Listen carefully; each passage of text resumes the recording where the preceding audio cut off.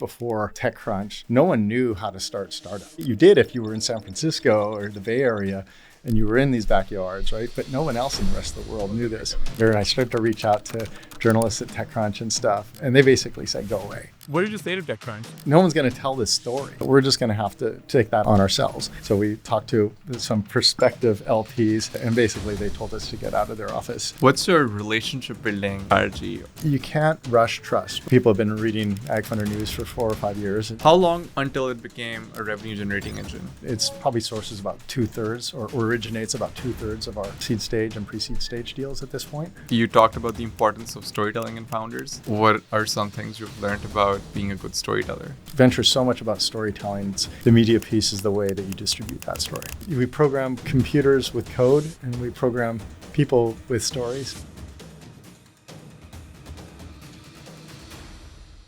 Rob, welcome to the show.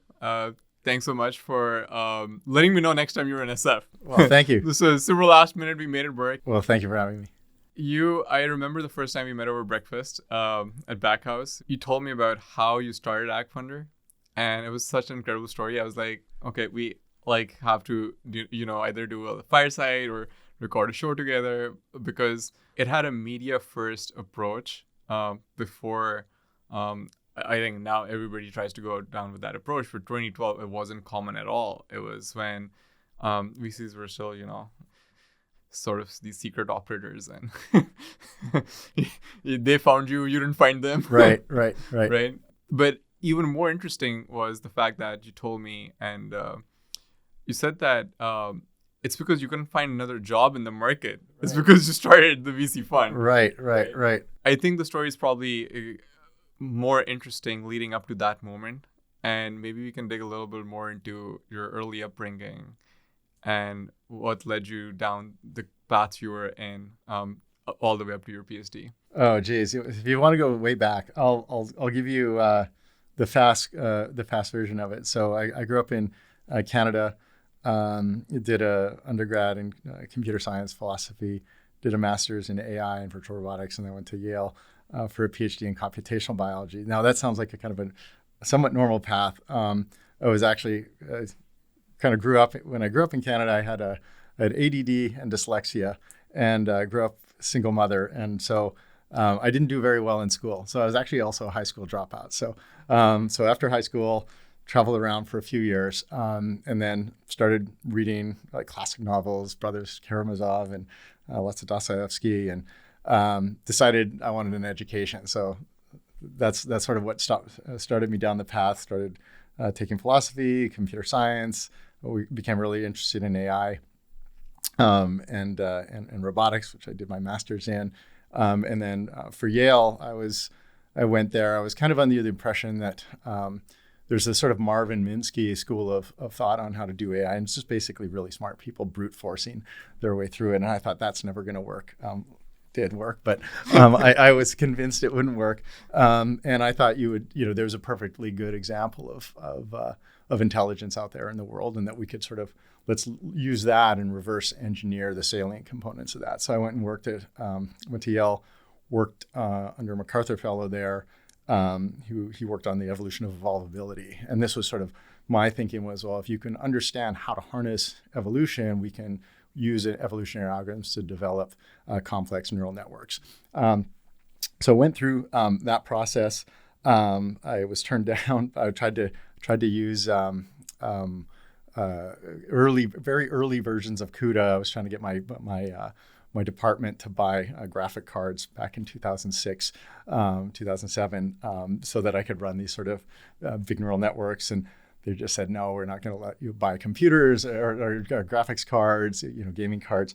And so I kind of went through, and at some point I was just sort of beat with my PhD, and I decided, well, I'm going to leave academia. So it was around during the world financial crisis. I had a job lined up at Lehman Brothers, and so that collapsed, and so I never ended up getting that job. And then in October 2008.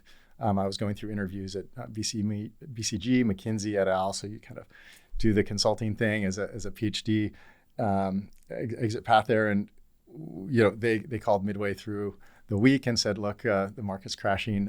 We're freezing all interviews. And then I was basically unhirable. So I had sent out 500 applications. And I really started to worry about Maslow's hierarchy of needs, basically like food, shelter. And so I was watching CNBC. There's this guy, Jim Rogers, very famous investor, worked with George Soros at Quantum Fund. And he was sort of saying, look, farmers are going to be driving Lamborghinis and bankers are going to be pumping their gas. And so I thought that was interesting. I ended up meeting. You want to know what that meant. Right, exactly, right. I ended up meeting a group, a family office that was doing production agriculture projects in West Africa. And so having no other options in front of me, I joined them there. And I thought that was sort of fun and exotic. Spent 2 years building up operations in Burkina and Mali. So Africa's a net importer of food. We thought we could sort of bring production, and Western know-how and expertise and capital to the space. And we were pretty close to closing about a $40 million private equity round to scale that. And then there was Arab Spring happened in 2011. And then there was a coup in 2012 that put us out of business. So I had spent a lot of time sort of thinking about, well, my background being really a technology, how could we bring technologies to this business to sort of scale it across the continent? And so when that failed, I thought, well, why don't we focus on like food and ag tech? So Michael, my partner, we started AgFunder, and we thought, well, maybe we'll go raise a venture fund. So we talked to some prospective LPs, and basically they told us to get out of their office. So we thought, okay, well, reverse engineer this. And I was really inspired by I think Mike Arrington, starting TechCrunch. Like if you go back before TechCrunch, no one knew how to start startups, right? It was like this, you did if you were in San Francisco or the Bay Area and you were in these backyards, right? But no one else in the rest of the world wasn't knew this. Becoming commoditized. Right, and it was when TechCrunch came along that they started to disseminate all of this information, and people started to understand what a good startup looks like, what are the best practices, what do VCs look for, what should you do as a founder, and the product was not just like PC Magazine, let's focus on the technology. The product that they were focusing on was like the founders, the founder journey, venture capitalists. And so we thought, okay, well, this is how you create an industry. We thought, food and ag is one of the world's largest and most important industries, right? I don't know, 12, 14 trillion dollars. What got you interested in food and bio? You started out in computer science and psychology. Yeah, well, it was philosophy. And why philosophy? I started off in philosophy of mind, just curious. And then I had a professor who said, look, if you can't make it, you don't understand it. And so I said, okay, well, I'm going to go do computer science and do applied philosophy and try to reverse engineer, build intelligent systems. So that was the how I ended up there. No, the other part was what got you interested in food and ag. Oh, well, it was just sort of happenstance. I mean, literally, I was out there in the world, 8 months after I graduated, sleeping on my girlfriend's couch. And again, very much thinking about Maslow's hierarchy of needs. And I came across a group that was doing these agriculture projects. And so it was like, hey, this sounds interesting.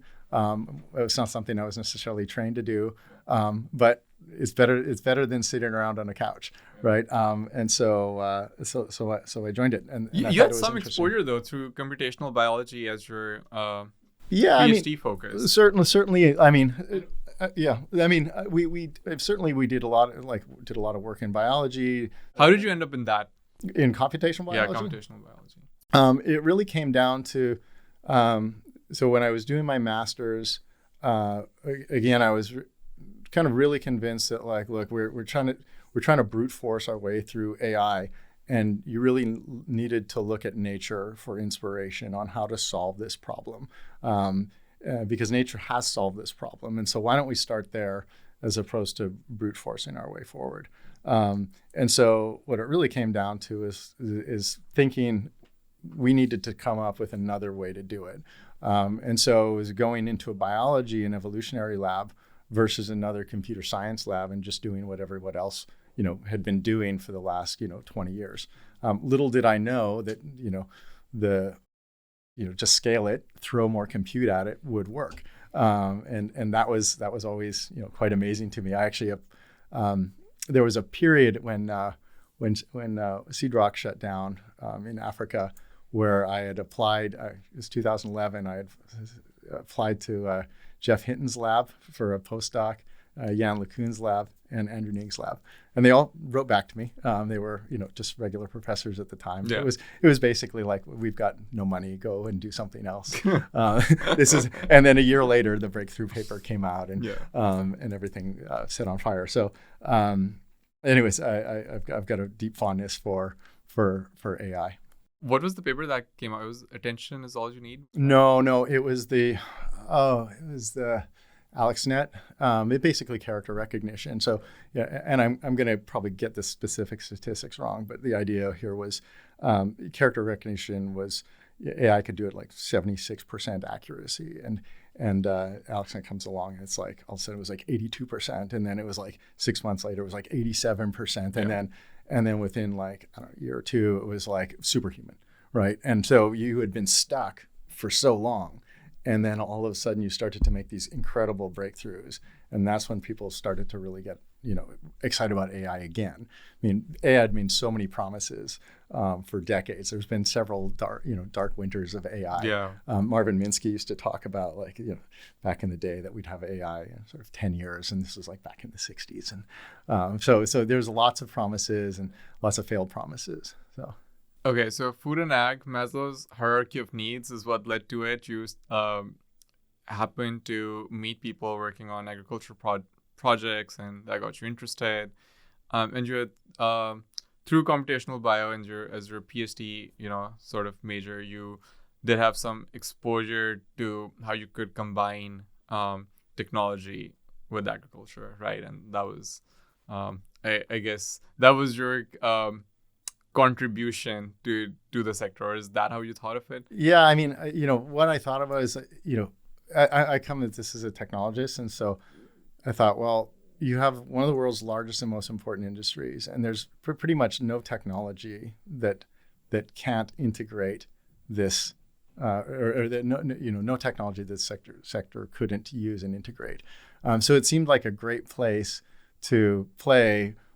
Given that I had a deep interest in bio, I have a deep interest in AI, deep interest in robotics, right? And so all of that was required into the space. And so it was a place that I thought I could sort of scratch the itch with a particular, there was an existential problem to solve, right? There was an existence proof of like, hey, there's these problems here, and no one was really focusing on it at the time, and that seemed like a real opportunity. If there was another person in your position, there would have been two other thoughts that would have occurred as well, right? And yes, the market timing was bad, and maybe we didn't have the same flow of AgTech startups coming out, so there were not a lot of opportunities to go work at these companies.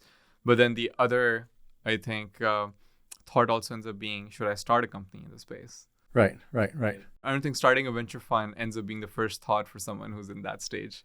No, I mean, it's sort of some path dependency, right? Yeah. So it's I didn't have any great ideas for a company to start, and I had tried the startup path before and failed miserably.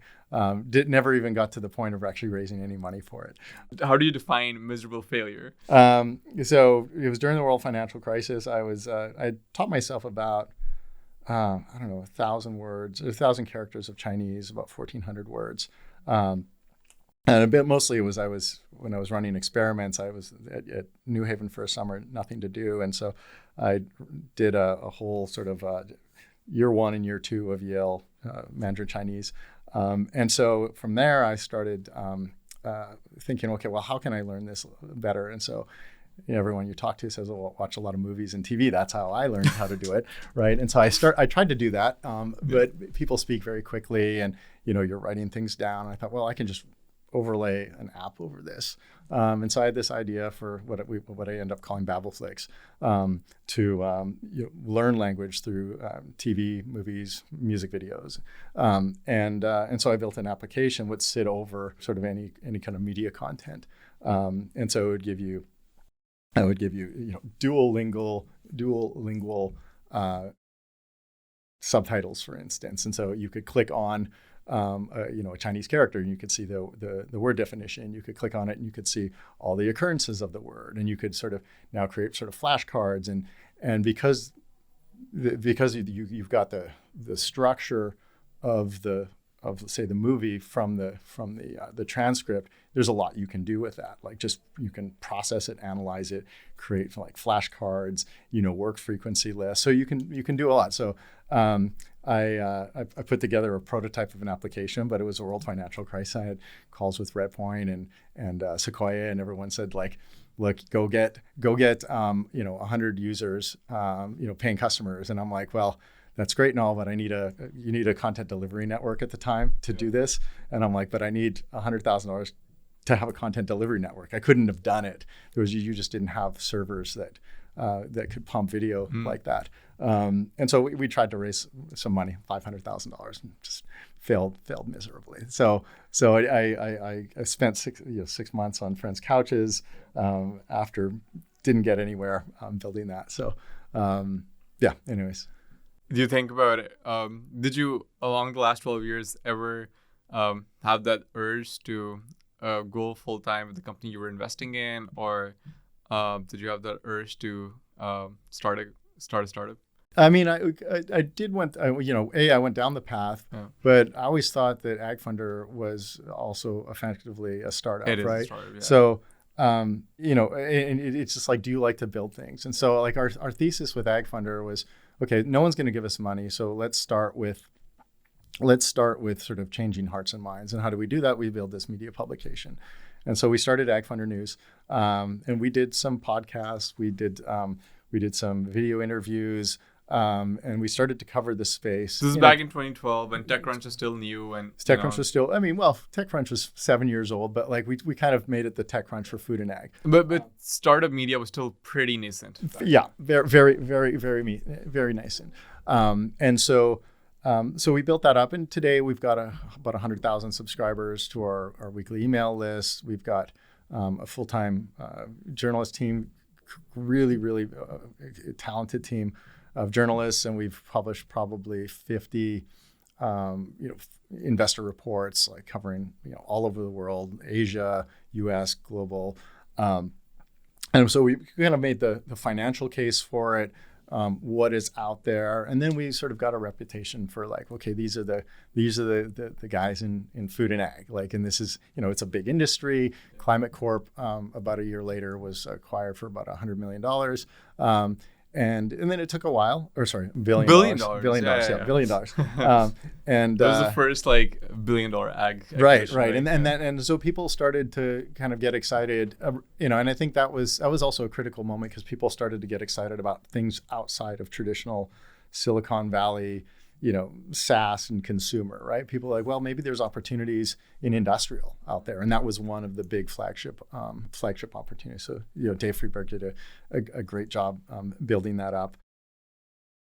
And so we started with the media publication, and then we're working on the venture fund. And it took a while. We started with some, friends and family and fools, right? And we kind of went out and showed that we could get into deals. And you raise another fund 6 months later because you don't really have that much money to deploy in the first place. And so you start stacking those checks. And then it was at that time where we were still building this media publication where we thought, well, we think VC is probably going to be disrupted as well by technology, and we already saw like the power of media to kind of distort reality and create opportunity versus just an standard offline venture capital firm, and so when we started doing our investor reports, we needed to test a ton of data, and to get that. And then we started to automate that process. And then in 2015, We hired a great engineer. He'd worked as a product manager at Microsoft. He worked on their fraud detection work. He was from Waterloo, hardcore, AI, big data engineer. And we said, Robin, what we want you to do is start to build the AI kind of backbone behind AgFunder. So, and what does that mean? Well, what are all the things that we need to do? We need to source deals, research deals. We need to find competitors, portfolio support. When companies come to us and say, well, we need to raise another funding round, how do we give them really comprehensive and curated investor lists? And how can we do most of this through AI? And so AI was still pretty nascent there. So it was kind of light AI, machine learning, regression models. And then we've built that up over 10 years. I think we track about 50 million companies now. We use sort of all the sort of latest cutting edge algorithms, and it's probably sources about 2/3 or originates about 2/3 of our seed stage and pre-seed stage deals at this point. Oh, wow. So it kind of gives you superhuman capabilities. So our pillars were like, okay, let's just come at venture in a new way. Like I think you need to be able to talk. You need to control the narrative for your space, right? You need to, or at least you need to be involved in that narrative. Particularly if you need or want to be an evangelist for the space, and you want entrepreneurs to get excited, you want LPs to get excited, you want other VCs to get excited. Like, why is this interesting? Why is this important? Why should we focus on that? So it's storytelling, and then the AI piece, the platform we call Gaia. This was a way to do more with less, right? I mean, we didn't have a team, Andreessen was much bigger now, but they were like 150 people at the time. Right? Like we have like a handful of people. How can we punch above our weight? Well, we're going to leverage technology to do that. And so it's sort of like, the pillars were really, content, code, and then community. You really being out there and involved in building the food and AgTech community, and then capital, right? And the capital piece was one that took the longest. But when you sort of solved for those first three, you had enough LPs that would come along and say, let's give these guys a shot, because if they can't get the job done, who can? Yeah. Right. Because everyone knew that we'd have more deal flow, a better deal flow, that we saw everything in the space. And so if we want to take some market risk, let's take it on these guys. So the first time you went out, nobody gave you a dime, right? People were like, get out of the office. And then you went on this 3-year journey, becoming a leading voice in the ag and food space. Right. You chose a niche, and whatever limited resources you had, you were like, okay, like we're not a team of 100. What can we do? How can we automate a lot of the back end? How can we find these companies before anyone else does in the space? And at that point, you weren't investing. Was this just to feature them on the media publication? Yeah, we did a lot of featuring on the media publication. Met a lot of founders. Like it's you gotta demonstrate to the world. But all the founders also needed exposure too, right? And so they were super happy to we had all this great deal flow. Media and venture go hand in hand. It does. Journalists are also looking to be early on stories, right? Yep. Early on these company stories, founder stories, and you need the same lens to identify those people. Exactly. And it was funny because I think what happened was, when I really realized that we needed to control the media piece. We started AgFunder, and I started to reach out to journalists at TechCrunch and stuff, and they basically said, "Go away. This is what you guys are working on is not interesting." What did you say to TechCrunch? Did you want to do a column in TechCrunch? Yeah, I was wanted to do columns and like, can we talk about food and ag? And they're like, just get out of here, right? And it wasn't interesting, and so at that point we said, like, look, if no one's going to tell this story, right? We can't rely on somebody else to tell the story. That we're just going to have to take that on ourselves. And AgFunder News today pretty much pays for itself. Like, it pays for probably 90%, but we still pay for it. But it comes out of our How did you marketing. fund it the first 3 years? We had some backing into the general partner, basically. So yeah. Wait, like you were putting in your own money into some of it? Our own money, and we took in some external capital. So friends, family, right? So they were investing basically in the media business. Pretty much. Right. Pretty much. That to get kickstarted. Exactly. So it was a plan of Yeah. like, okay, well, come with us on this journey. This is our and, idea. And we've got this nebulous idea to build something much bigger. If nothing else, we'll have emails of 5,000 people we can do business with. Exactly. There would be something there. So yeah. How did you meet your co-founders? Actually, my co-founder, so one primary co-founder, and he was my boss when we were doing the projects in West Africa, so Seed Rock. So I worked under him, and he was a former M&A lawyer who gave up his law practice and wanted to do something a little more, personally meaningful and exotic. And so I was sort of inspired by his courage, and so when that kind of fell apart, he was sort of the obvious one and said, well, look, there's something still here. And he did a lot of M&A investment, and it was great to have a lawyer around as well. It saved us a lot of legal costs. Legal can really creep up on you. So that was, and then, I'll say, some of the first backers were really sort of, again, just sort of friends and family. But we were also backed by, I ended up speaking with Dave Leclerc at 500 Startups, and I'll always be very grateful for him. It was we had actually applied to Y Combinator, and we went in for the interview, and it was. Were you pitching the media business? We were pitching a bigger sort of capital markets platform for food and ag tech, and really it was probably more on the sort of the crowdfunding side at the time. We said, okay, we'll start in investment banking, and then we'll roll over to buy side, and so we were, we went to the YC interview. It was Gary Tan was there, and Justin Kahn, and Alexis Ohanahan was, so they were, and I think Alexis liked us.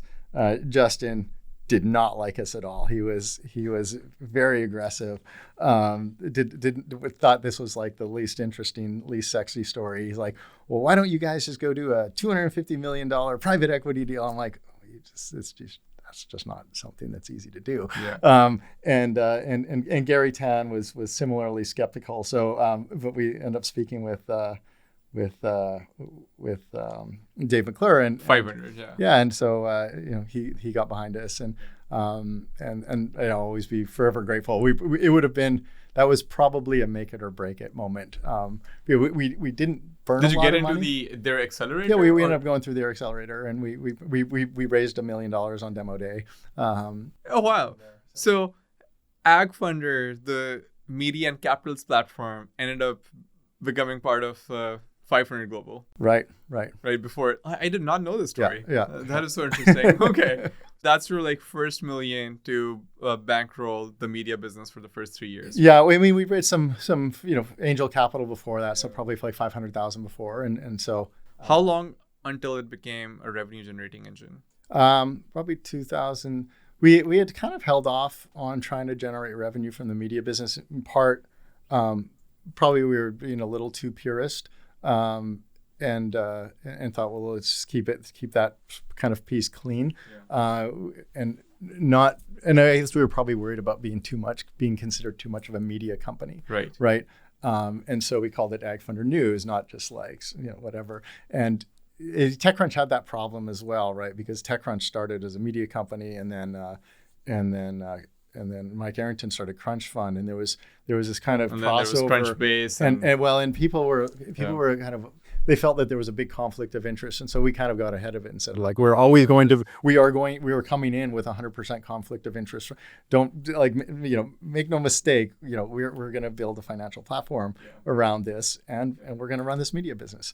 And so anyways, that was the strategy there. At the time, what was the business model for the capital markets platform? I mean, we were very much, when no one's going to give you money, right? How else do you participate, right? If you can't raise a fund, then if you can't be principal, right? You can still broker a transaction, so you can be right. Yep. And so the idea was, okay, well, let's take like Syndicating deals, really sort of a crowdfunding platform. or is it more like a crowdfunding or more like an angel list? Well, it would have been like AngelList, but back then to do like an SPV, like we would talk to like a funded min, and they wanted to charge us like, I don't know, it was like probably 100K or something. like 40 grand a year for an SPV on like on $100 or $500,000. Like, so we The tried rates to go haven't that changed way. much. Right. Oh, well, the economic, I mean, you can do an SPV now for like $3,000 a year, right? Yeah. But back then it was just prohibitively expensive to do, to try to start that way. And in which case you would have started. Oh, no, you're right. So SPVs are like cheaper to do, but the back end automation stuff is like around that range if you use one of these platforms. Right. So we started really as sort of with a broker dealer, which is investment banking, right? You pair deals together, keep a percentage, and we had great relationships with Farmers Business Network, CanService, which was sold for $300 million. Jorge from Blue River is a good friend of mine, but we're like, can we put money in? They're like, well, we don't want to do this whole sort of crowdfunding thing, and that's when we realized at that point it was like, look, even though we have all these relationships. How long before you realized that? I was probably, let's say, fall 2015. We had probably affected what 40 million in transactions, but not really creating much value for ourselves, and then also not being able to get into what would you consider like the good deals, and so you just spend a lot of time on maybe more second tier deals. Those are really hard to sell, right? And so there are a lot of transactions, but the value. Right. And so I would just say that the investment banking business is a tough business, and there's a lot of self-selection going on, and you see this. And as you're a VC today, you get these investment bankers, like tier 5 investment bankers, sending you some deals, and the deal is basically getting sold to you because the founders really can't raise capital, and there's often something fundamentally flawed with the company or the founders, and so they just need a lot of help, and it's not the recipe for a $1 billion company. It's $1 billion companies are run by exceptional founders who make things happen and are exceptional storytellers, and so it really came down to we needed to push. It was a bridge for us because you have to show that you can, you're in the game in some way, and then but eventually we built up enough of a presence to go and raise a small fund, and it was just a couple $1 million, and then we could go and show that we could get in some great investments, and it's the LPs, they want to people who invest in food and ag are probably a different group of people that are investing in enterprise SaaS, right? There are people who believe, they believe that food and agriculture is important. They believe it's a big industry. They want to see improvements in the space. I wouldn't call it concessionary capital, but it's certainly sympathetic capital, right? Whereas you don't really have sympathetic capital around SaaS. It's just like, how much money are you going to make? Full stop. And so, that allowed us to go and raise capital from LPs that, probably had a portion of their. And more mission alignment. Right. But it was still our mission to put up top quartile performance. And for the most part, we've kept top quartile performance even in this fund, or even in this market right now. And so, I think and I always told our LPs, I said, look, the biggest risk is the sector risk, right? I think we have an ability to get into the best deals in the market, and we have the ability to help those companies in really unique ways. But you're going to take the sector risk, and so we're all going to live or die by how well food or ag does. And so I think we've managed that pretty well. It's a tough space for sure. But if like the sector risk is food and ag, and you've become the leading voice in the sector, then, and if they want to participate in the sector, then really are probably a handful of options there, right? Right. Okay. Exactly. But again, 10 years in the making, right? Like yeah. I didn't know that it was this like crowdfunding adjacent investment banking platform. 40 million in transactions is significant enough to like have a lot of learnings about what not to do. Yeah. Right. Yeah, So yeah. that's pretty impressive. So 2015 fall. Now, at what point did you realize, okay, now we should just we probably have enough, traction to go raise a VC fund. We probably can get a hold of, most founders we want to Yeah. in ag and food. Yeah, there was probably a few months after 500 startups, because during 500 startups, I think we had helped. Again, we went from like 0 to say 40 million in probably, I don't know, I want to say probably like 9 months or something like that. So, but we were really having trouble because we'd bring companies on the platform, and it was just a tremendous amount of work. And what we realized, we couldn't get the best companies on the platform, right? And we couldn't get them to join us, and because they're like, the best company. Because what is a broker dealer model is that you're charging the startups something like 5%. And that's sort of how the crowdfunding models. Who do you charge? You charge somebody along the way, right? And so no founder wants to give up 5%, and the best founders will be like, so you'd be in these conversations, and you would be like the option of last resort. So you'd have to put in all of this effort, months and months of effort, and then it would often sort of fall through at the end. And so it was this sort of persistent and recognition that we're never going to get into the best deals, on the, as a broker, that we really needed to be principal. We needed to show up with a check, and then we could compete one-on-one with other VCs. And so, we took advantage of the Jobs Act. So, there's this idea of advertising solicitation. The Jobs Act came out as 2012, I think. And before that, you could not advertise or solicit for a VC fund. Basically, every industry in the world uses advertising or marketing in some way. But in VC industry couldn't. In venture capital, you couldn't talk about it, right? And so the Jobs Act really changed all that. And so we just, one day we just said, like, look, we seem to have a pretty big audience. We probably had like 50,000 people at the time. We said, why don't we just send out an email and say, would people invest in our fund? Right? It was as simple as that. Yeah. So we sent out the email, and we got, probably a couple hundred responses within like 2 days. And so we started calling them, and a lot of them were like, well, you should be raising a $200 million fund. And we're like, okay, well, we'll call you later. And, but there was enough people that said, I'd put in $100,000, and I'd put in $50,000. And we got to meet a whole bunch of great LPs. And some of those LPs ended up leading to, $10 million checks, because of their network. So we put together a small fund, and then we did that every 6 months for basically a couple of years. And so at some point that we were starting to write, say, $1 million out of, say, 4 funds, right? Yeah. It was, 4 $250 million checks.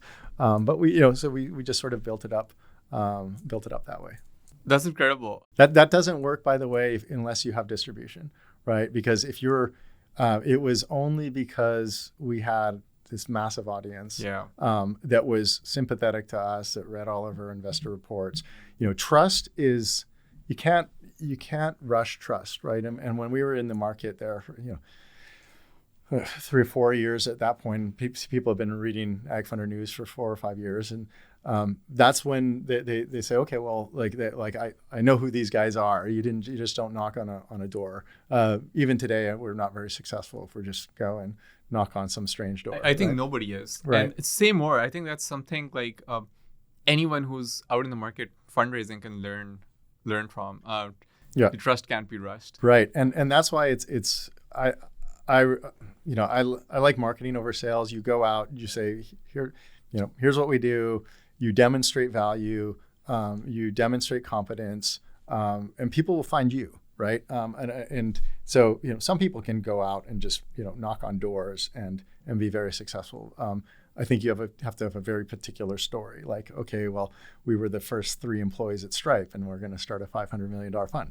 That'll work, right? But if you don't have that kind of story, you need a story that, where people just believe that you will have, because a lot of the risk is, do I think these people are smart? Do I think they're going to run off with my money? Are they going to blow it up? And so seeing that work product view over multiple years. And so it would have been really hard for us to do it otherwise, in which we failed miserably in the very beginning. Yeah. What have you learned about building up that media business? At what point did you monetize it? How did you monetize it? What are some insights? Yeah, I mean, we started monetizing it because, we were raising some funds, and I'm just trying to think about what that monetization, we were pretty close to, we almost went under right before our first fund. We had been in due diligence with one of the big banks, and they were going to write a $20 million check into our fund. And then we had a whole bunch of other investors around the table that were also going to come in because a bunch of large corporates. And we were in diligence with 18 months with them, and at the finish line, our sponsor in there was going to IC, and his boss came in and said, look, we're not presenting this. We're not going to take this risk. And that was like 18 months of grueling due diligence. And so when that failed, we thought we were basically going to go under. And so, we really quickly raised a small friends and family fund, and also said, look, we just need to think about all the ways we can make revenue. And we probably had maybe 70,000 subscribers at that point. And so we said, well, why don't we just start, doing sponsored articles and stuff, and at least, because it was a cost center for us the whole time, at least we could reduce that cost. It wasn't necessarily going to be, a money-making engine, but at least we could, I lived off, less than $5,000 a month for 5 years, and so you could go a pretty long way when you don't need when you're living off something like that. So the goal was just to make it a break-even business, and it'll eventually pay off. Right. Sponsored articles was one. What else? We did sponsored articles. We did sponsored reports. Those were some feature pieces. So yeah, those were basically standard stuff. We have an email list, so we people could kind of advertise something in there. And again, that was a way to subsidize what was effectively a cost center for us, but it was valuable. It was a very powerful marketing engine for us. And so we knew how valuable it was, and we knew how important it was. But if we could cut that cost down to zero or nearly zero, then that would be good for us. How's that business evolved over time? What's the model now? It's the same. We've got 3 full-time journalists. Our head of media and research, she's amazing. She lives and breathes the space. Everybody knows who she is. The other 2 journalists are really top-notch. And so again, it's nice because they had all worked, like our head of media and research. She had worked at the Financial Times, and they worked at like serious publications, and they have way more autonomy with us than they do at any other publication they've ever worked with. Because in the other model, it was very heavy. They were so dependent on advertising to really control, and so the advertisers really control your narrative, and really put the screws to you. And we people kind of come and try to threaten us, but like if like there was a story that they didn't like or whatever, we're like, not my problem. And so they loved it. And we always told them, like, look, just do great work. Right, and do honest, great work. Don't go out and try to do hit jobs on people. Like that's not what we're about. Tell an honest story, but don't try to feature our companies or slant things in one way, shape, or form. I think if you're going to have a media channel, you got to be a little bit careful, right? Because you need a bit of a separation between church and state. Mm-hmm. And frankly, we had a lot of other VCs or founders that would come to you and like, hey, can you do this? I'm like, look, I don't get involved in the media piece, right? And it took a couple of years for us because so in the beginning, everyone just saw us as a media company. And so I would get on a call with the founder and they're like, are you going to put this in AgFunder News? And I'd be like, no, this is like, we separate this. Like, don't worry about it. They're going to independently decide if they want to put it in. I'm not going to tell, this conversation that we're having is between me and you. I'm not going to tell our media team all your secrets of your business. Like, that's not our business model. And some VCs were trying to, they'd be like, oh, a bad article came out in the, Bloomberg or whatever, TechCrunch, and I want you to go and write a nice article. I'm like, look, I just don't think of us as a media. Don't think of me as a media company CEO, right? I'm a VC, and so if you want to talk to, I'll send you the email of Louisa, and Louisa's going to tell you what she thinks. And I told Louisa, I'm like, you're in charge. I'm not going to influence you here. If this is something you would do it. If this is something you wouldn't do, don't do it. So that's the challenge on running a media company, is that people will. If people want to leverage that for their own benefit, we limit how much, where we use it is we at least have a platform to, I'll write a, why we invested piece. Or we do like a catch up, like we'll have an interview that does a catch up with our portfolio companies.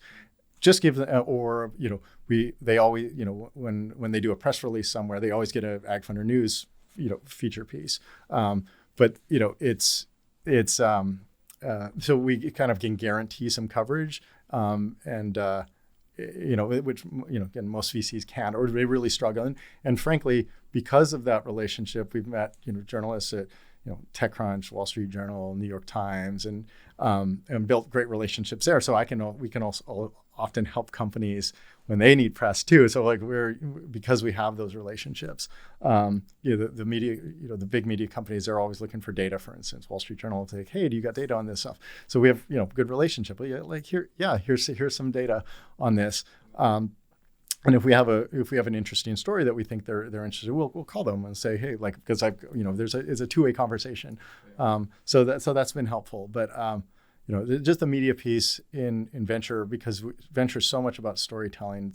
It's about marshaling resources that you don't currently have access to, that you need to get people on board. And a story can do that. A narrative can do that. And the media piece is the way that you distribute that story, right? So you mentioned you wouldn't entertain inbound the same way, because it's obviously people are trying to feed their narrative, but you are open to featuring portfolio companies and doing feature pieces. Yeah, if we get inbound, I just direct them to our head of media. I'm like, so if somebody says, hey, can you feature? I'm like, Louisa decides it. I'll just forward it over to her.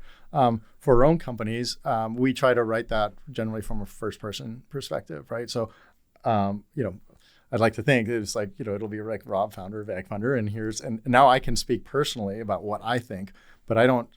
It's very clear that it's an opinion piece from me, right, and not from the journalist team, or the media team. I see. So it's but you are it is your credibility on the line, right? When you do write that feature piece, because it's still marrying the church and the state, because it's no different than if I would have written that piece, and let's say I had an opportunity to write the same piece in Forbes or TechCrunch, right? I mean, it's a first person perspective, and it's why we invested. So it's right. Why did I love that? You're very clear. It's not like you don't have a journalist narrative where you're saying, oh, what does this company do? Oh, they do these great things. It's exactly. It's very clear what the opinion. You go in with your opinion, plastered on your shirt, and you just invested in the company, right? So clearly you believe that the narrative you're telling, right? You might not believe it in 2 years from now. Things change. But at the time, that's what's an opinion. At the time, you're generally quite excited about what you did. Otherwise, you wouldn't have made the investment in the first place. Does that help close a lot of deals like that piece? I don't think it helps close a lot of deals, but it does really help with it helps the portfolio companies. Sometimes we've done it help the company raise future rounds. Yeah. We'll give them a catch up piece. What's going on? It's a year later we've invested. Again, because that goes out to 100,000 people. We got tons and tons and tons of readers from all over, lots of VCs, people in different corporates. Yeah. So there's lots of business development opportunities that usually spin up from this. So it just creates a lot of serendipity. So I wouldn't say that was sort of the closing reason, but I think a lot of portfolio companies have really benefited grown from a lot of business value out of it. Right. That makes sense. But in the beginning, was it like just you writing before the journalism team? Was it you, your co-founder, like just putting your heads down, writing pieces? Yeah, I mean, we had hired a journalist in fall 2013. After the 500 raise? No, before 500 after the friends out. And family raise. Yeah. Okay. And so but I was writing some pieces and sending out the daily email or the weekly email. Yeah. So we kind of bootstrapped it, and we bootstrapped through social media. Some of it was just our first email. Because producing content is expensive, our first email was starting to, let's just curate what's out there in food and ag. So we started, and it doesn't make sense to start producing a lot of great content until you have some distribution, right? Yeah. So some of it was just sort of like, let's send out a weekly email about what was going on in food and ag by other publications, right? And it was and then we started to include, here's some of our articles in here, and then our articles became, the vast majority of what was going out in the email. Yeah, in the content hierarchy, curation seems to be at the bottom of the pyramid, and that's how you make your way up. Yeah. I mean, and again, you need the early distribution. If you can't get 5,000 or 500 people subscribing to an email list on something that's probably telling you something that just on the curation front, right? Yeah. So it was a good bootstrap to give you some confidence that if we write something that somebody will actually read it. Yeah. Right. So. All right. So we'll make our way back. This is like this media empire, compounding. You have a journalism team, and over time you've been able to separate the venture side and the media side, but it's obviously a great strategic advantage to your portfolio companies when it comes to either raising subsequent funding rounds or even finding business with potential customers, right? Doing BD. Yep. How would you describe AgFunder now in 2025?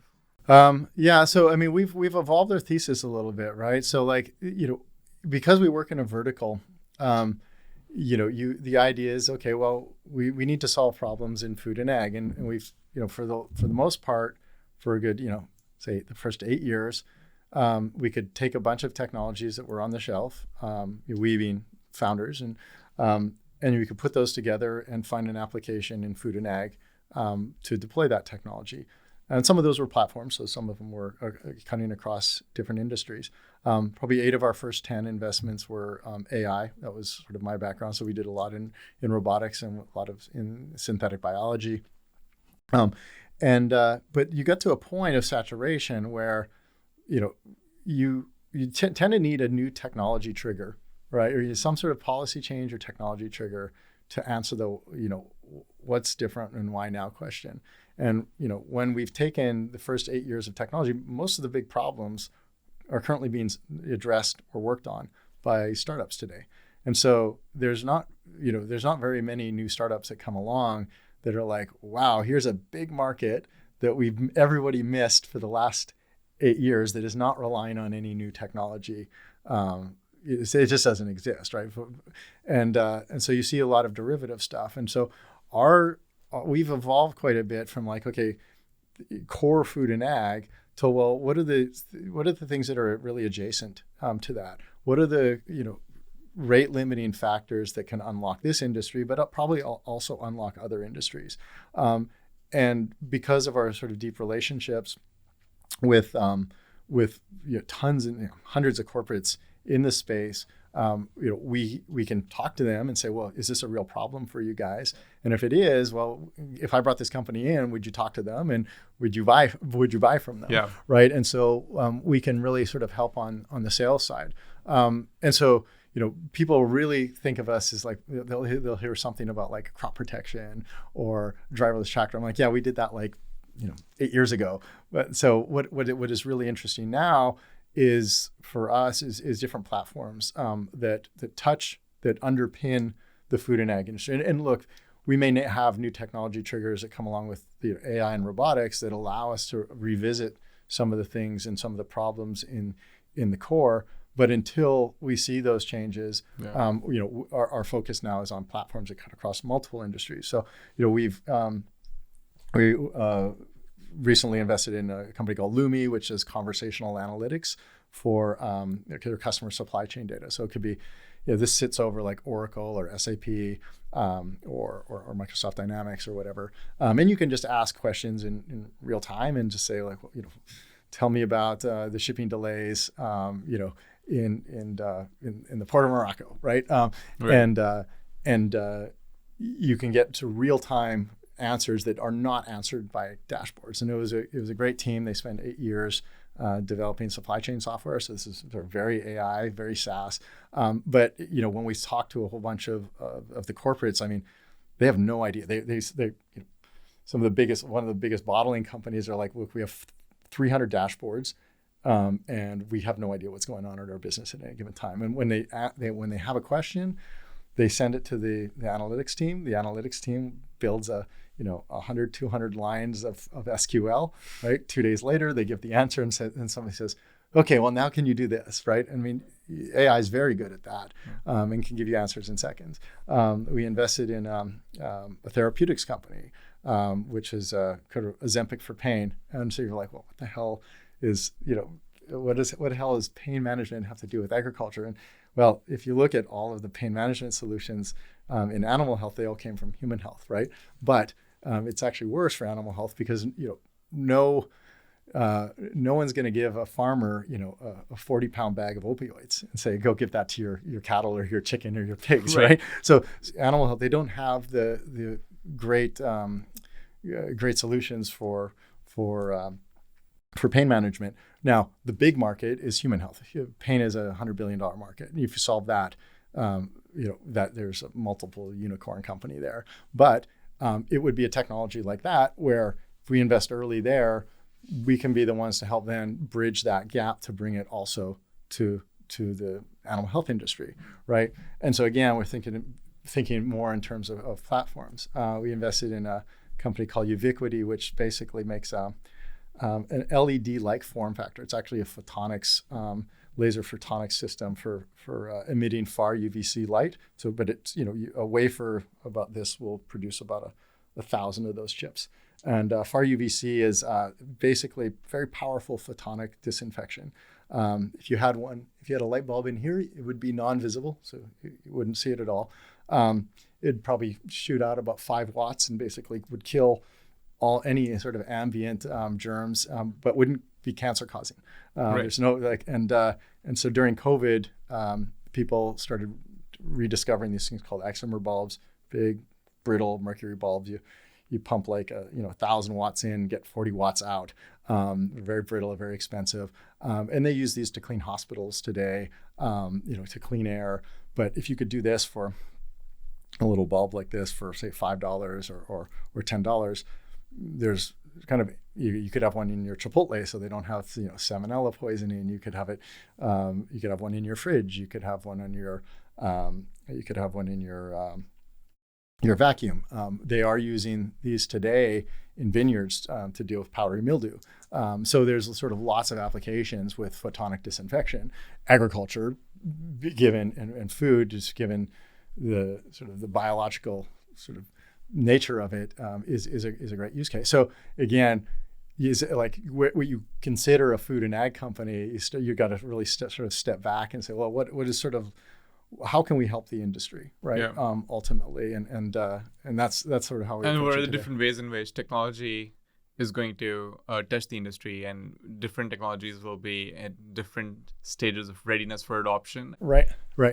In different decades. Right. So Yeah. so a good example of that, we start to think, okay, well, there's sort of an inevitability to driverless trucking, right, and transportation and logistics, Right. Yeah. right, and so we said, okay, well, who's gonna orchestrate all of that? Like, what would that company look like? And as we started to talk, we're like, okay, we found some point solutions, but those were point solutions. And as we sort of kept going up the scale, we started to go back. Well, what we really need is a Palantir for transportation, right? And that would be the one who owns that space. And so we went and found that company. And do they do anything in food and ag today? No. And they strictly focus on transportation problems. Well, I've been seeing this meme on Twitter, by the way, since you brought up Palantir. Does anyone know what Palantir does? Exactly, right? Right. That's the problem. I said, what did you ever think about pitching yourself as Palantir for transportation? He's like, yeah, but nobody knows what Palantir does. to your exact point. So, but would that mean that actually we're going to go down a very different rabbit hole if we go deeper in that? Okay, so the evolution or the current day AgFunder is looking for platforms that touch food and ag through different technologies. Can touch the industry, help accelerate it, right? They don't have they're chemical companies, they're industrial companies. Yeah. They don't have the technical acumen. And so how can we come in and build more resilient supply chains for them?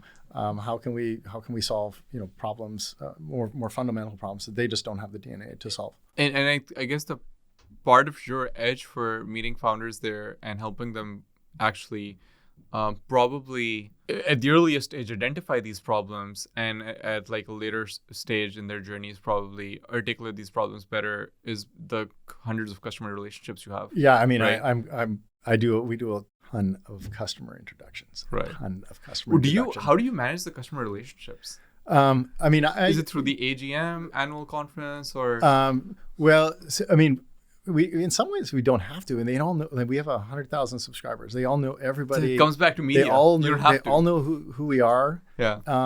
And so it's kind of like when the email says that AgFunder, they know. It's like, oh, Rob, I've been following AgFunder for months. Like, everybody knows who we are in the space, right? And so when we reach out, there's a like an 80% probability, and I'll often also even just go through the venture groups if I don't know anybody in particular. At sort of the CVCs, and I'll say like, hey, we've got a company here. This is a problem that you guys are having. Can we get them in front of you, or one of the groups? And so, because you have the venture relationships, you have the subscriber relationships. I will go. We're coming in from different directions. I'll go through our email list. So the one thing we did with Gaia is like, I'll type in a bunch of names of companies, and then I'll get a list of emails of all the subscribers to our newsletter. How often do they open it, and what their role is, and I'll just reach out and I'll just say, hey, I know I saw you read AgFunder News. We have a company I think that'd be really interesting, and because they read it, they already know who we are, and they're often happy to help because we've been giving them something for free for 5 years, and they're like, oh, this is cool. So it's just it's a great tool for us to really help on the sales side for companies. What have you learned about compounding? In what way?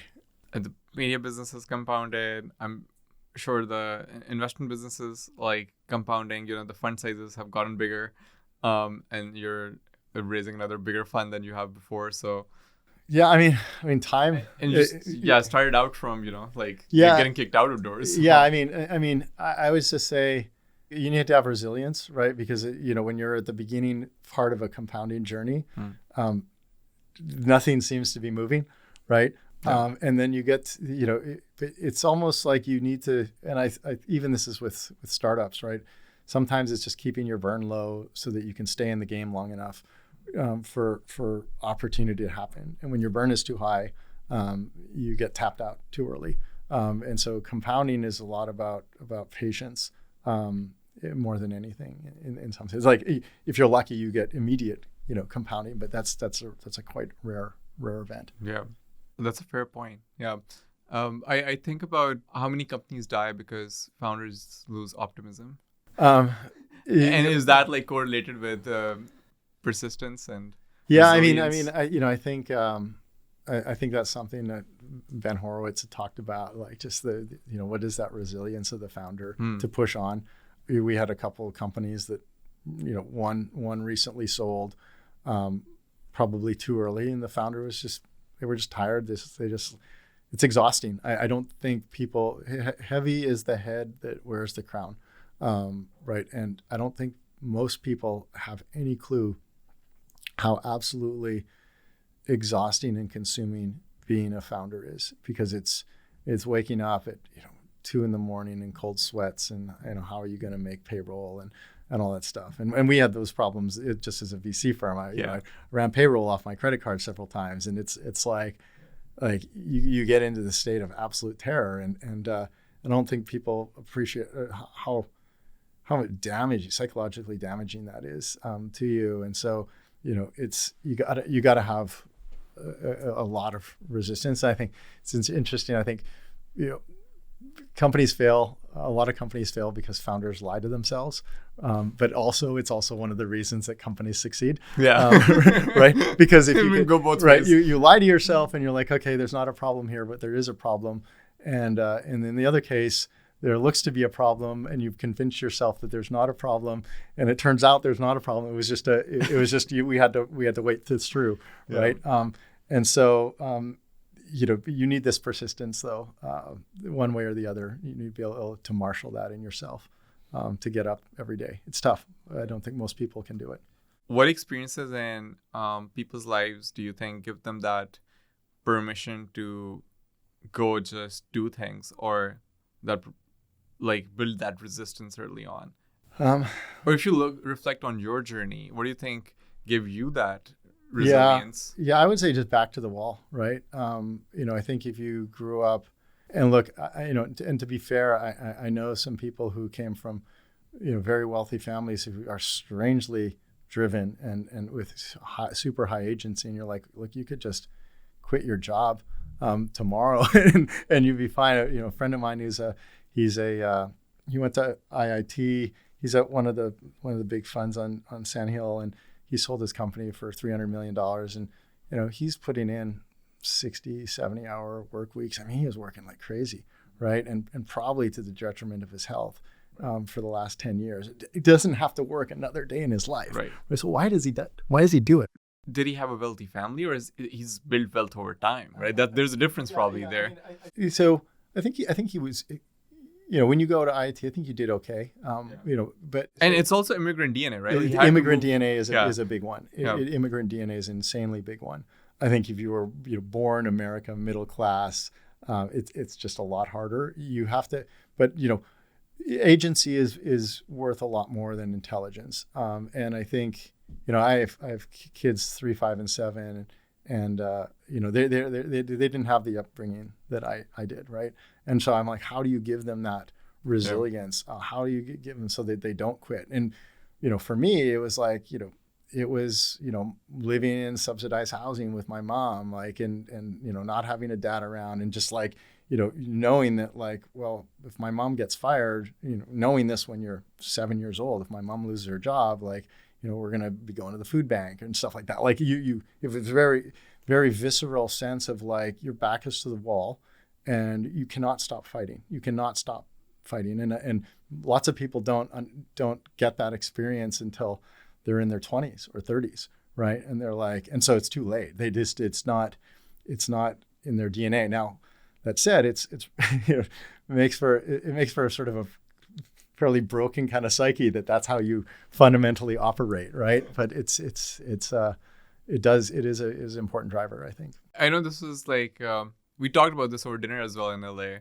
but I guess for the audience, how would you define agency? Jeez, how would I define agency? How would you define agency? It's a definition that I'm struggling with, and as I even talked to some of my closest friends, we just had a debate about this 2 days ago, and I think I was mixing up entrepreneurialism and agency, and they're not the same. Okay. I mean, it's almost easier to think of it as define it in the negative terms, right? Is this sort of this idea of maybe a non-player character, right? Who doesn't take who really wants to sit on the sidelines. They're not self-starting, they're not motivated. And then the agency is sort of the opposite of that, right? High agency people, I think are very restless people, right? I think you can spot them. It's kind of like art. Maybe it's like easier to see. You know when you see it. You know when you see it. Right. They don't know they have it. You know, you probably know they have it if you've seen it before. Yeah. And nobody can describe it. Right. Everyone's trying to put it in a box. I think like in the age of AI, you have like these leading voices come out with books on agency, or like these. We keep trying to define agency, and I don't think anyone's gotten it right. Let me think about that deeper, and I'll get back to you. We probably had a couple of drinks of scotch, and I probably had a better answer better answer then than I do now. So yes, and we were talking about kids and how do you inculcate agency in kids. Right. That was interesting. Okay, do you think like it's helpful to have some sort of a improbable, making something that seemed improbable possible, and go through that, like overcome something hard in your life, go through that journey that like just gives you that framework. You're like, oh, if I could do that, maybe. Yeah, I mean, I can only speak for myself, right? That you reflect on adversity, right? It can also go the other way though, right? Because you can also talk yourself out of things as well. You can have some really bad experiences that didn't work out, right? And that can also make you fearful. So you have to be lucky enough that you had enough success with that adversity that you were able to overcome it. Does that come with luck? I think frankly, I think it's a lot of luck. Remember reading this. If you kind of look, there's no coincidence that sort of Steve Jobs and Bill Gates, they're all came out at a certain time. There's these certain moments in time where you ended up with this amazing market. I graduated in 2008, and nobody got the jobs. And I had a bunch of friends that were doing their MBAs, and many of them, like 90% of them, would have went into investment banking. It was like there was 4, I think, in the MBA graduating class that went into it. And they have the difference in between the 2007 graduating class and the 2008 graduating class is just miles apart in outcomes, right? And the 2007 graduate, they were like, they came on, they were a year into their job, they were at the lowest on the totem pole. World financial crisis comes in, the banks start firing everybody who's mid-management, some upper management. And so these guys, once the economy recovered, they became get promoted. Right. Yeah. And so you've got people who were, managing directors, 10 years earlier than they would have been otherwise. And then a year later, somebody's like got a HVAC business, right? Because that's all they could do. So I do think. But you could argue that worked out better. You would have been at a McKinsey or at a consulting firm.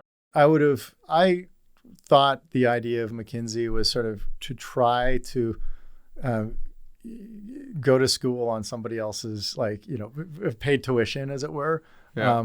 I couldn't have imagined that I would just have stayed as a management consultant, as a managing director. It was more about how can I learn something, and then for a couple of years, we used to call it like a mini MBA. It was like as a PhD, it was like, look, you go get a mini MBA, you demonstrate you can learn something about business and have some business acumen, and then you have a little more flexibility, because when you come out as a PhD, everyone expects you to be hyper academic and ideological, and you often are. So, or maybe these paths are not dependent on market timing, and that just like sort of decides how long it'll take like people to fall into the paths. It can, but you can end up with path dependency too, right? Because of the market conditions, because of where you end up going, you don't have your branch of options are usually pruned quite a bit. At least I think it's not the most inspiring story to say luck is, it's usually better to say, oh, luck doesn't matter, you just work hard. But I'm sympathetic to the idea that luck, can the ball bounces just slightly different way, and you just have a very different outcome in your life. What I've recognized, there's just so many really smart and talented people out there, not everybody, and they're all often competing. The really smart people all compete in the smart space for those jobs, and so there's still a lot of luck in like who gets it, because it's it comes down to sort of timing and some other factors.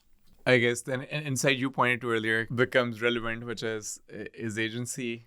And we didn't end up defining agency, but is agency more important than intelligence? Because if it's like a lot of smart people going towards something. I mean, I would say it is, because agency probably gives you more serendipity, more surface area to opportunity. Yeah. Agency is, having the gumption to go out and talk to somebody and go do some research and not just sit around and wait for the world to follow. I have brilliant friends and people from Caltech who are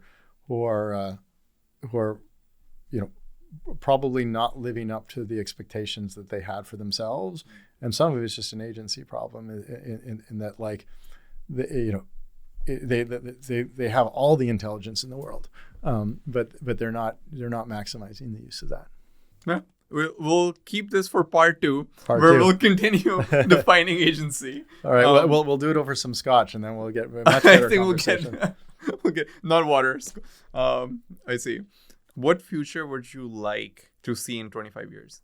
I'm probably an AI maximalist, right? I really, I like the utopian ideas of abundance. I think AI and using AI in conjunction with robotics and automation can give us a sci-fi world, and I think a lot of war and problems in the world just is the lack of abundance, and so over the next 25 years, whether it's, do you think humans are that pure at the core? I think we bias towards good. I think it's when we don't have something, that something's lacking, that then we get aggressive. So in 2050, Hitler would have not been Hitler. In a state of abundance, it's a state of scarcity that leaders like that end up coming into power. It's fear. You have to, this is worse than it was before, and so you only do that by fear and doing an A/B test of like, well, here's today, here's before was better, today's worse, so you elect me and I will take us back to this golden age. But if that things sounds are familiar, take us back to the golden age. But if things are demonstrably better, right? And this is why before we were chatting, we were talking about China, and for the most part, when you're in China, everybody in China looks back 5 years prior and they said, my life is better than it was 5 years ago. Is that everyone in China, or? I mean, I went there. I started going to China, and they people would talk about the sweatshops that were there, and I you'd meet people who are, and they would just work hard, and I'm sure so many of those people saved up a bunch of money and then built something with it, and it was a better opportunity, even though it was so little compared to what we have today. It was more than what they had prior to that. Right, my wife's father, he tried to escape China 3 times. Tried to swim across. He was put in the camps. No shoes. Right, and he is happy. He's happy. Right, whether he's here in the States or he goes back. He's just happy. Does he live in the States now? He lives in the States, yeah. So he managed to escape. So he ended up managing to escape. It was like 1979. Yeah. But he's got this great sense of he loves being in the U.S.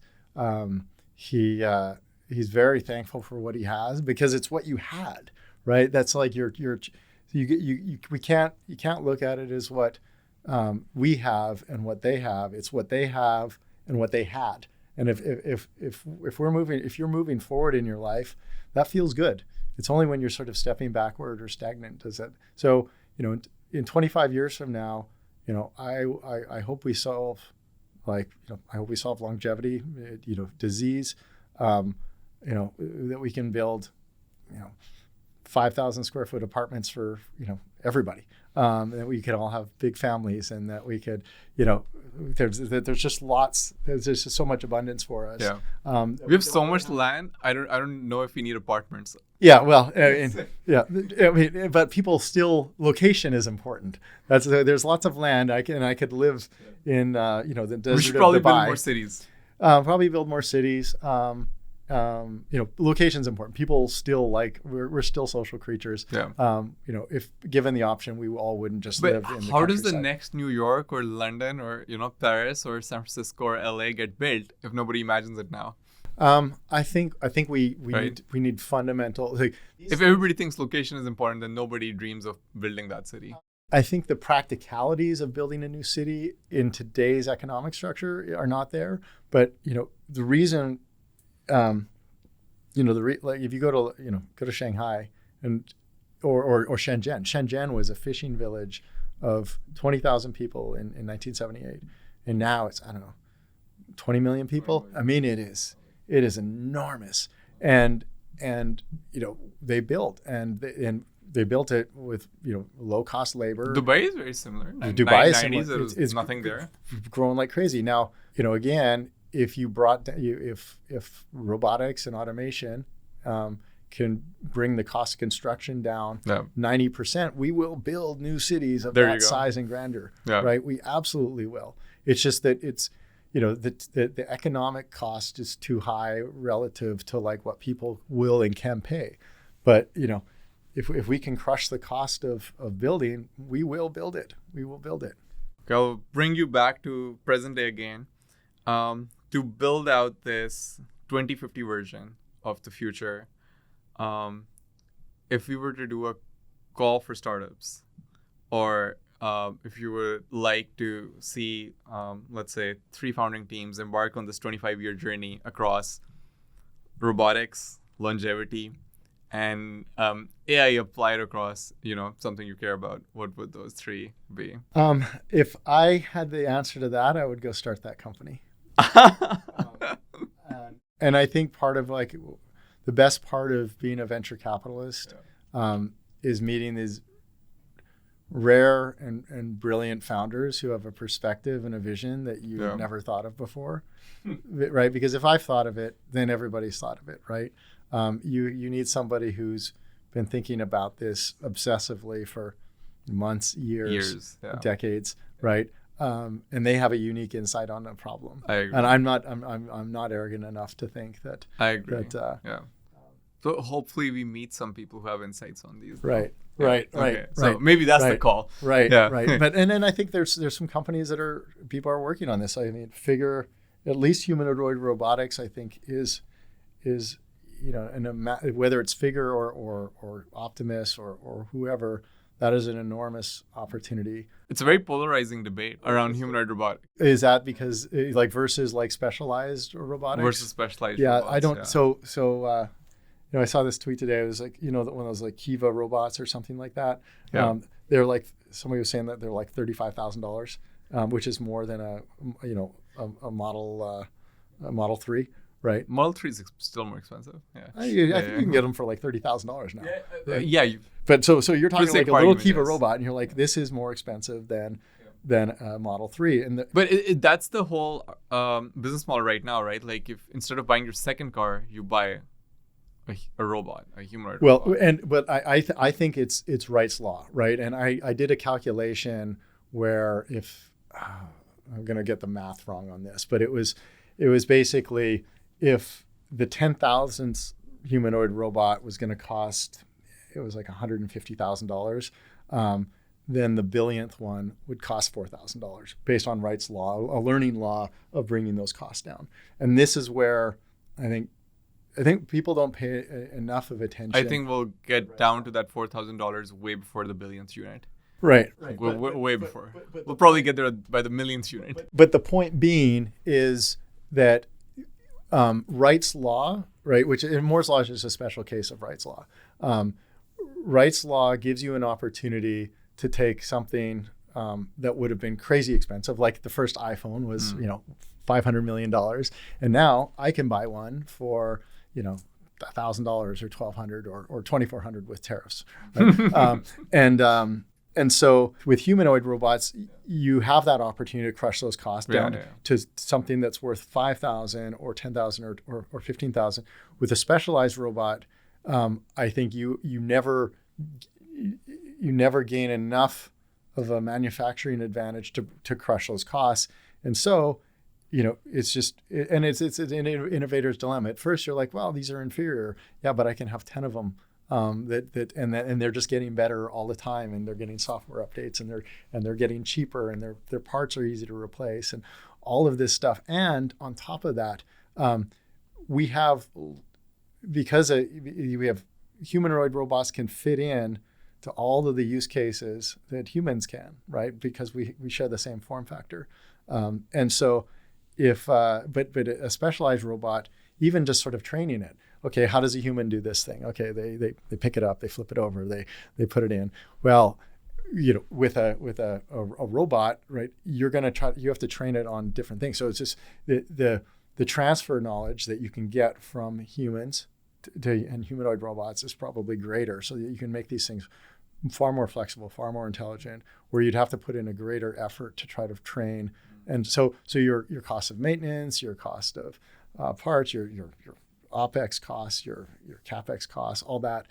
So I do think that humanoid robots end up being one of the core form factors, for many use cases. Obviously, there's things that humans can't do that a humanoid robot is also not going to do. Like it's but is it going to drive a forklift? Well, we probably just have the forklift drive itself. Yeah. Right. So so there's certain cases like that where there's where the robot already has a different kind of embodiment, and we can just put the brain in there, and we don't need a robot to do it. But if it's let's say it's driverless trucking, right? Well, we might want a robot in there, right? Not that it's actually doing the driving, but then it gets out and its other buddy goes and takes the stuff out of the truck and takes it in and gets back, and they sit in the truck. The last mile delivery. Right. Exactly. Problem. Yeah. Well, I guess we should revisit this in like 5 years and see where we're at. We'll see. Yeah, because nobody's good at predicting these things. No. Earlier, you talked about the importance of storytelling in founders, and media is storytelling. So what are some things you've learned about being a good storyteller? Things I've learned about being a good storyteller. I think a good storyteller, they first of all, they take you into the future. It's very difficult to kind of put a finger on it. And I think I've got this sort of saying that we program computers with code and we program people with stories, right? Yep. And so a good storyteller is sort of a programmer of people. Right. And there's a bit of a dark art on that. And when you're in venture, you have to tell an inspiring story. You've got to tell a financially sensible story. And I'm sure a lot of it has to do with charisma as well. Right. And just delivery. And so, I'm sure two founders could deliver the same story. Right. But have very, very different They'll outcomes. Also touch different people differently. Exactly. And so it's this sort of funny intangible, but it is definitely a superpower, and you need it. You need to tell stories to win over your customers. You need it to for your own recruiting. You need it for selling. You need to customers. You need it to raise capital, and all favorable terms, and maybe to exit the company as well. And there's a sort of a self-sufficiency that comes out of it. And I think a good story, if you have a good storyteller, sometimes you can't always fix a bad story, though. Even a good storyteller might not be able to. If you've got you've got a great story in there, and a founder can now pull it out. Yeah. Right. Sometimes there's a great story in there, but a founder can't pull out the story. Yeah. And that's coachable. Yeah. debatable. Okay. Debatable.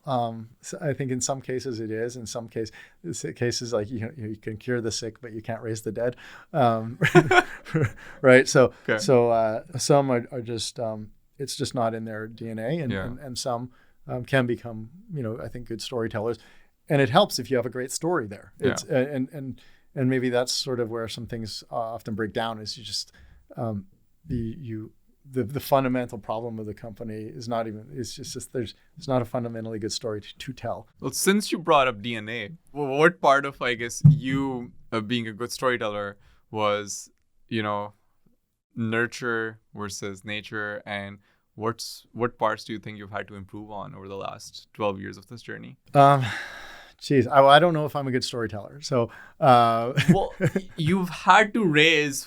Well, you guys ended up raising from 500. You guys ended up convincing your friends and family to keep giving you money. Sure, but we don't know what the counterfactual is, right? I could be, when we started, you have $300 million in AUM. Yeah, but Andreessen Horowitz has got what $50 billion of AUM, and so they went from Mark Andreessen was also on the cover of Time magazine at 21, so the starting points are different. Fair.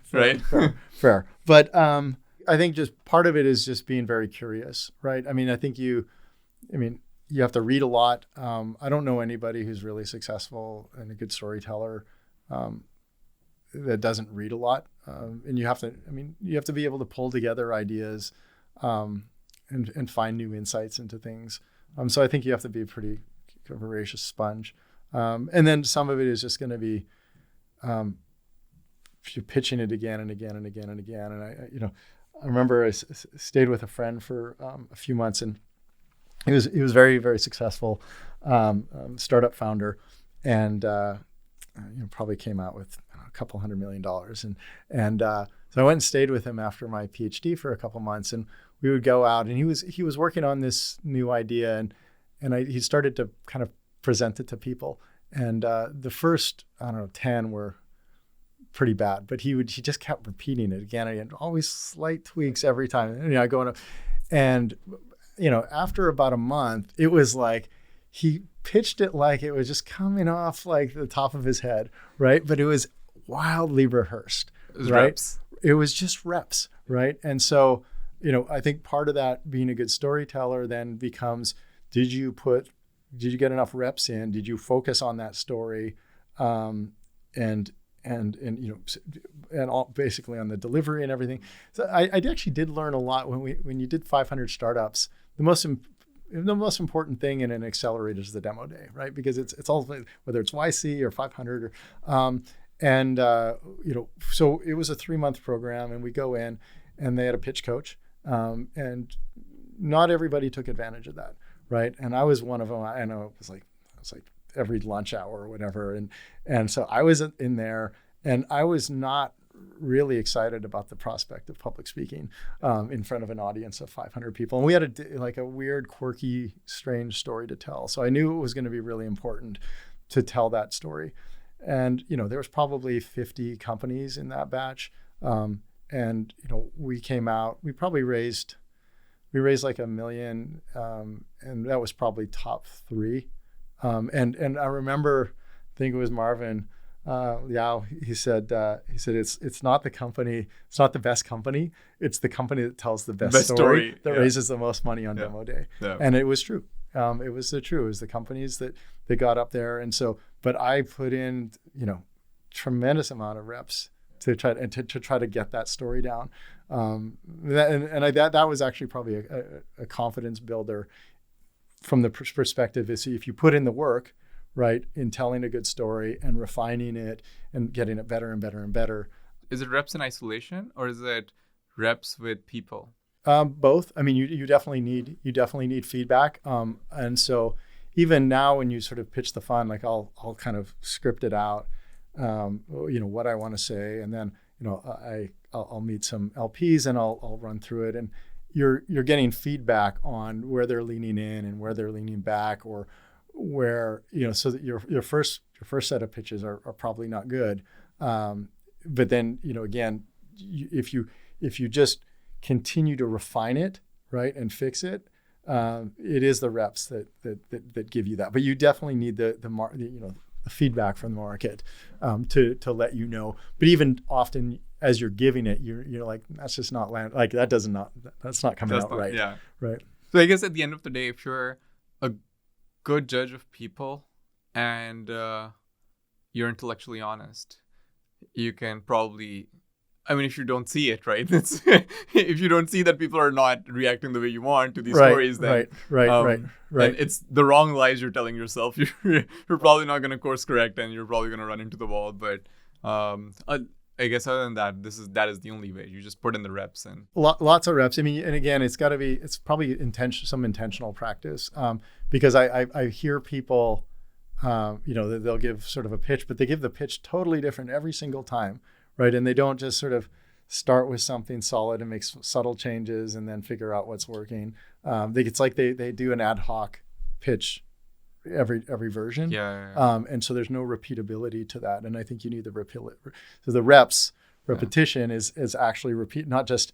And you probably need 10 versions of it or 15 versions of it. I mean, you start off with, one or two versions, and then you test variants. It's like little mini A/B tests through there.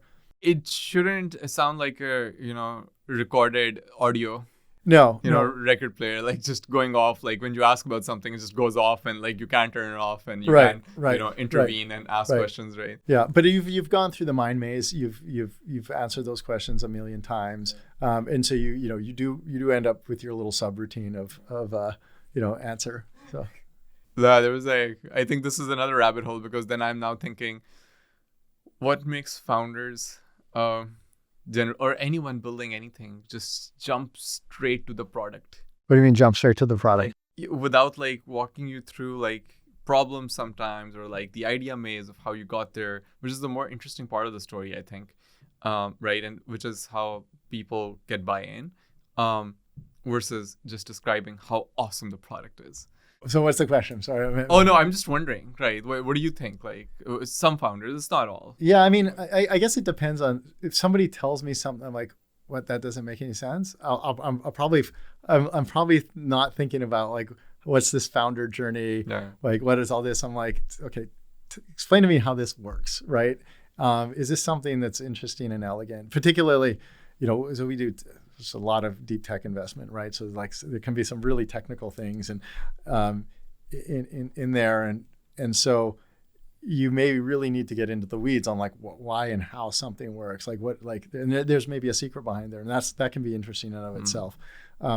That's if you're a sort of a technically minded VC as well, right? So I always have to remind myself, okay, let's go back to the business basics, like what are you selling, who are you selling it to, how much is it going to cost? What I do realize is, I think we underestimate market risk. Distribution is incredibly difficult, even if you have a great product, a product that everyone should have, and you've got evidence that if people get it in their hands, they love it. But trying to convince somebody to get it in their hands can be really, really, really hard. And so I think in my evolution as a VC is, I had a partner who said, VCs make the worst focus groups, right? And so if you think, oh, okay, well, there's 4 of us around the table. What do we think? Oh, we think everyone should have it. Therefore, everyone should have it. And you get out to the market, and the market has a different opinion than you guys. And so I think I have far less confidence on judging how any kind of product will be received in the market, no matter how obvious it is. And that can be the regular market with the commercial market that they're selling to, but also other VCs. You can think an idea is amazing, and you'll talk to 15 VCs, and they'll be like, "This is dumb. I don't get it." Right? And then maybe you gotta ask yourself, well, A, am I wrong? And B, do I want to invest in a company that I can't convince anybody else to invest in this company, later on, because that's also a problem, right? Yeah, that makes total sense. I think we're almost at time, so I'm gonna wrap up with last question. You earlier in our conversation, right at the beginning, you mentioned how important building trust is in business relationships, and that just happens over time and different touch points. What's your relationship building strategy or networking strategy? And I know like media helps with like having some of that inbound, but it's probably not always inbound. I would say 95% of our LPs have been inbound. So you're in a unique position. We're in a very unique position. So the relationship building part or maintenance part is the media business. Right. Yeah. And I don't know if I've ever, probably it's not since sort of like 500 startup days, like that you're sort of out pitching, complete strangers. That I don't think I've had much luck, banging on doors and getting people interested. So I think trust is a hard one to build, and this was probably why Andreessen Horowitz, because they've got such an incredible brand name and that people will write the $1 billion check, right?